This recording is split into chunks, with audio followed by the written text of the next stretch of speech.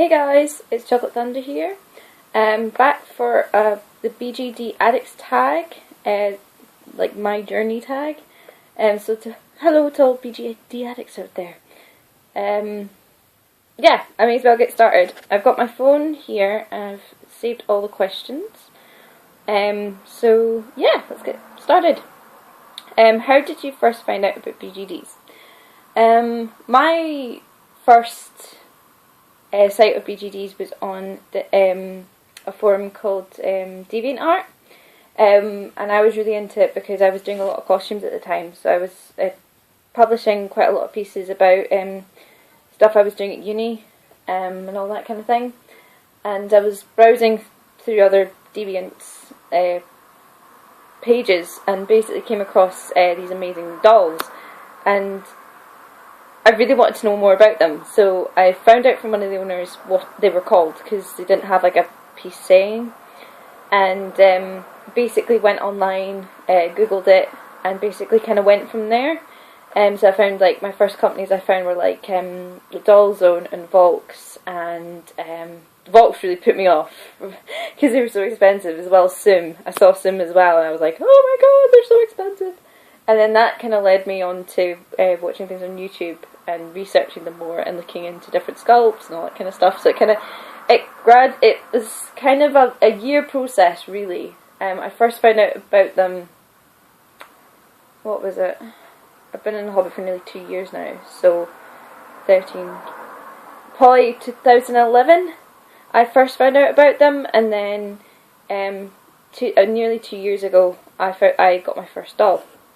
And yeah, it just kind of went from there. Right, next question. Question 2. What was my first doll? My first doll was an off-topic doll on Den of Angels, which was a Hujo Dana action doll. She was made of AD something. I can't remember. It's like kind of this special kind of plastic stuff that Hujo dolls are made out of. I can never remember the acronym for it. Terrible acronyms. But yeah, she was called Ryoko, and she was my kind of high school student, and she had this amazing like wine coloured hair and blue eyes, and yeah, I absolutely loved her to pieces, and she was a really good first doll because I was a bit worried about going into kind of more expensive dolls to start with, but that was a good kind of feeler for the hobby, because it meant I could try out different things like face-ups and stuff without having like to worry too much the fact that I might spend too much money. Okay, favourite company. I really hate to follow everyone else on this one. I really do. My favourite company is Fairyland. I've still to find a doll that poses as well as Fairyland dolls do. They're so amazing with their posability, and they're so pretty and so well sculpted, and there's so many like ranges of like faces you can get for them, and the fact that like with minifees you can change out the faceplate, I absolutely love it. The only thing I wish they would do is bring out maybe more clothes, and maybe some different hands or like other accessories for your dolls. So, you know, but I think it's amazing that they keep like sort of like changing their lines. I just wish that they offered more kind of different skin types, but maybe they'll come to it one day. I think when they actually see what we want from our dolls, they might, hopefully. How do you explore creativity in the hobby? As you may know from watching my previous videos, I make clothes. I make human-sized clothes too, but this was my way of kind of testing out different cuts and different body types without actually having to physically get people.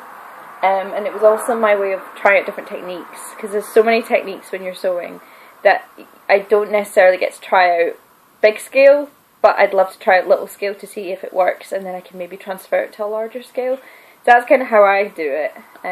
I'll also do my own face-ups. I'm not amazing at them by any stretch of the imagination. I want to get better. But I love doing face-ups. They're so much fun, and you can really create an amazing character from just a simple change in a face-up. It's, you know, I'd love to be able to take more photos. I'm not that great when it comes to photography, but I'd love to try harder and maybe get better at it. Okay, how did you get these skills, as in like sewing and stuff? I started sewing when I was about 6, probably younger than that, maybe 5. Mostly just hand sewing, but it kind of increased from there, and I learned to use a sewing machine when I was about 14, 13, 14, from a friend, a previous friend's mum. She was really amazing, and she was really, really helpful. And by the end of it, I was like making sort of basic outfits and basic costumes. And then I studied fashion at high school, at a higher level, and then I moved on to doing fashion at HND level, and I passed that. Then I moved into costume, which was the kind of best avenue to get to costume. And I've been making and sewing ever since. It's now my kind of job as well as a hobby, which is kind of awesome. Face-ups, I guess I did art at school, so that kind of led in from there, because I already knew about watercolours and how to do certain things and all that kind of stuff. But this was very, very new to me, face-ups. Okay, where do you buy items? Okay, so my main places I buy items are eBay. I also buy stuff off of Alice Collection a heck of a lot. I absolutely love them. I think they've got a really good range, really decent prices. You know, I can't complain. Etsy is another one, although it kind of bums me out that some of this, like the postage is so expensive because it's either from America or whatever.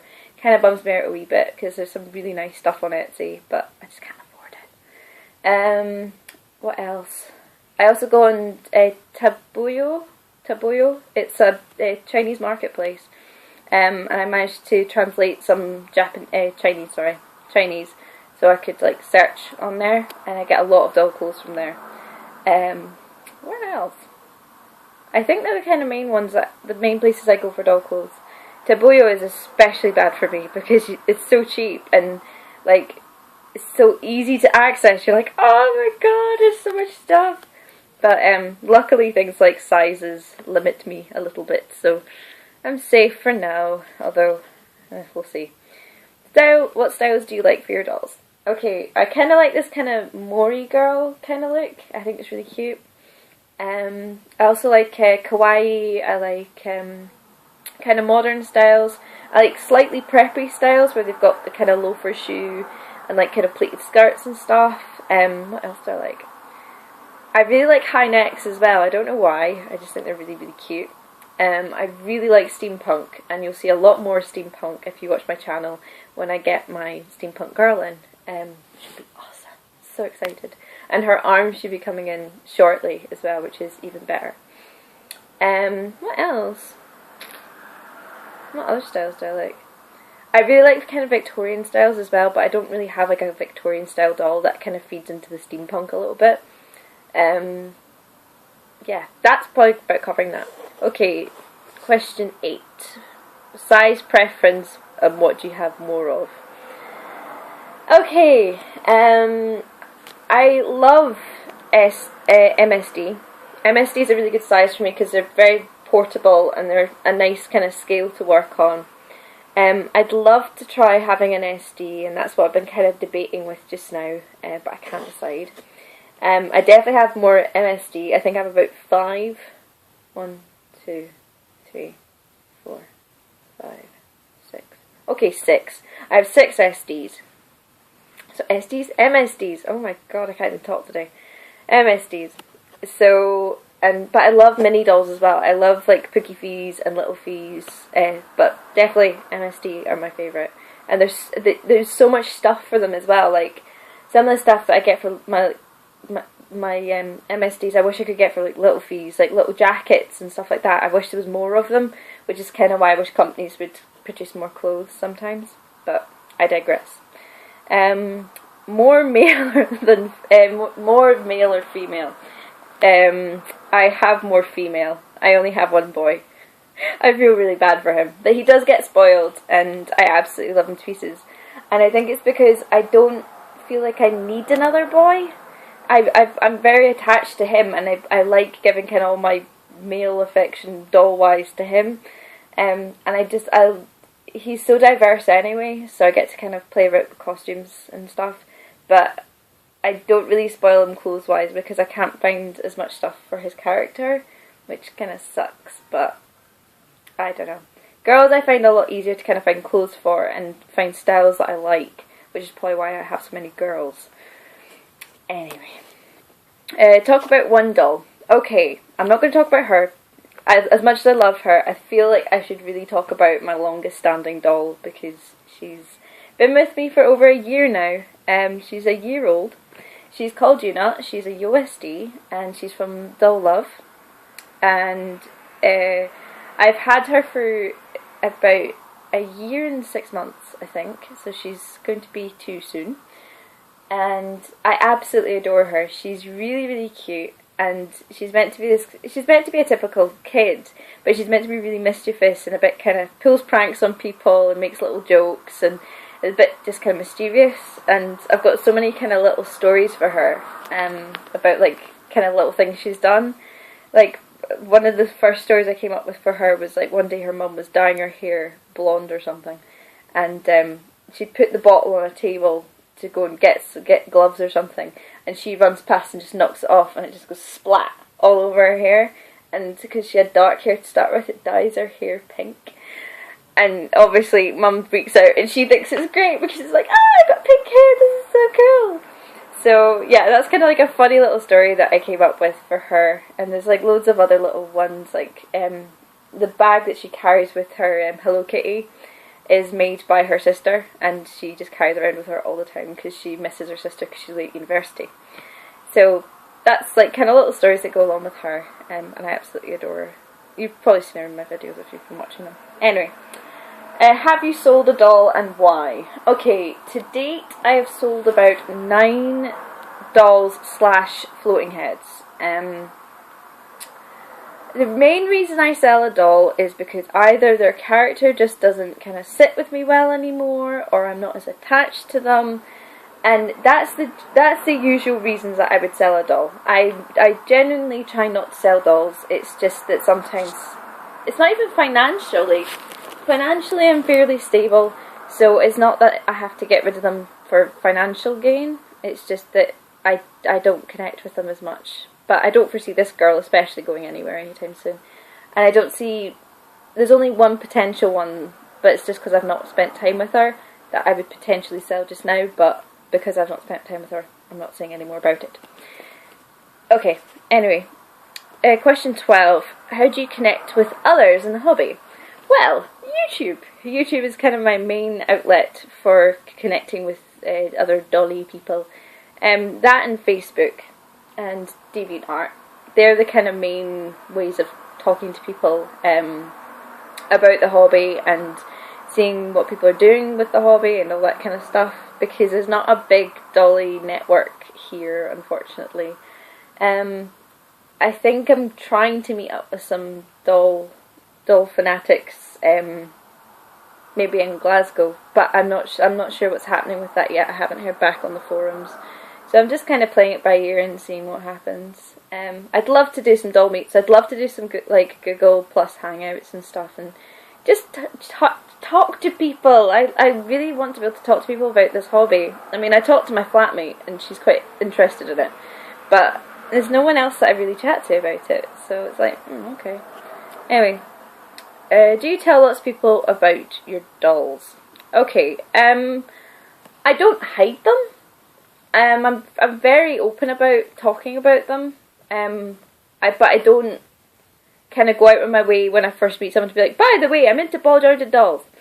It's usually something that kind of happens as a consequence of getting to know them better, and sometimes it's just by pure accident that they come over to the flat, they're sitting out, and then they're like, oh, what's these? And I'm like, oh, they're ball jointed dolls.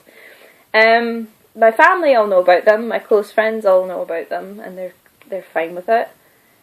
You know, it's not something I hide from people. I just, if it comes up in conversation, I'll talk about it, kind of thing. But, Okay, question 14. What's your age? I really like this question. I thought it was a really good idea. I am 21, and I just thought it was really interesting because they're so right when they're talking about it, about the fact that this hobby manages to bring together people from so many different age groups, and that's one thing I love. I love hobbies and things that can bring so many different people together from all over the world. Like, I'm going to Asia, hopefully, in 2 years' time, and I'm really looking forward to the fact that over there are like bottle jointed doll companies, like just on the high street and all that kind of stuff, and people who are really into it over there. So it's so exciting for me because I'm like, oh, I could actually like, you know, meet up with people and spend time with people in this hobby from like anywhere, which is great. Anyway, question 15. Oh, this video is very long. Question 15. What's your Grail doll? My first Grail doll, that unfortunately I don't think I'll ever own. All my Grail dolls are SDs. My first Grail doll was an Orlando Doll Zone girl. I was obsessed with her. But when she was discontinued, I kind of lost hope of finding her, especially since I've not seen her on the Den of Angels marketplace at all. So don't think I'll ever have her. And unfortunately, the next one I don't know if I'll ever own is Volks Loria. I think that's how you pronounce it. Just because she's so expensive. For the head alone, it's like $1,000. It makes me so sad. But maybe one day, when I'm rich and famous, I'll be able to afford her. But I think she's really pretty, and something about her face is just so adorable. But yeah, so that's my kind of journey. So now I've tagged you guys, and you guys have to do this prompt too. So I will chat to you guys very soon. Ciao.